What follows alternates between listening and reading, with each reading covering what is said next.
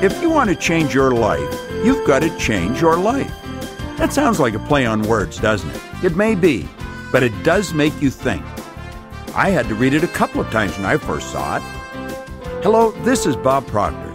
For the past 35 years, I've been helping people change their lives. Some of the changes that I have witnessed have been extraordinary. Changing our lives can be fun, and I have found it's not very difficult when you know how. It can also be very rewarding.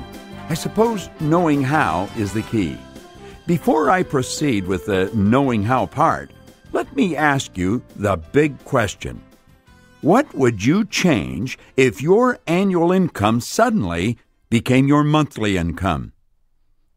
Think about that question for a moment. Mentally observe the type of thinking you immediately got involved in as a result of that question, because it could have run anywhere from immediate rejection to a very positive mental response. The type of thinking the question provoked is important because it very likely is your conditioned mind that is responding. Did you immediately think, that's ridiculous, it could never happen, or, wow, that would really be great?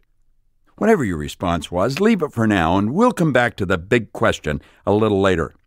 What you're about to hear is not something I learned in an Ivy League school, nor is it some strange occult secret. No, what I am about to share with you is the result of 40 years of intense research and practical experience. What I'm going to suggest you do, I have done, and I am presently doing.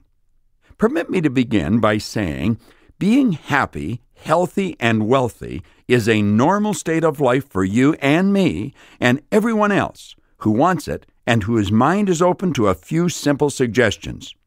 You might be asking yourself, if it's so simple, why are there so few people enjoying the good life?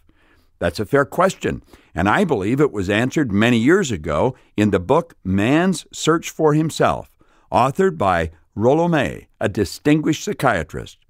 He said the opposite of courage in our society is not cowardice, it is conformity. People acting like everyone else, without knowing why, without knowing where they are going. It takes courage to begin living the good life. You have to step away from the masses.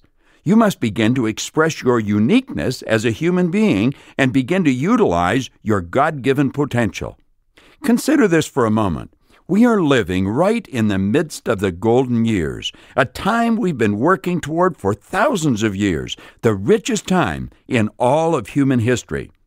There are only two sources to which we can refer to find out about our potential: science and theology. Both of these areas clearly indicate that we do have infinite potential. The wisest among us will not even guess at what you and I are capable of accomplishing. And yet, after living for 50 or 60 years, 90% of the population have not made it financially. Now, you might be thinking, money's not everything. It definitely is not the most important thing in life, and you're right. However, money affects every area of our lives that we choose to think is important. If we were to take 100 people who all start even at age 25, then look at what happens to the members of this group who reach the age of 65, 1 will be rich, 4 will be financially independent, 5 will still be working, 54 will be broke. As shocking as these statistics are, the actuarial department of any major financial institution will confirm their accuracy. Why? What happened to these people? Why did so few make it? What became of their dreams, their hopes, their plans? And why is there such a large disparity between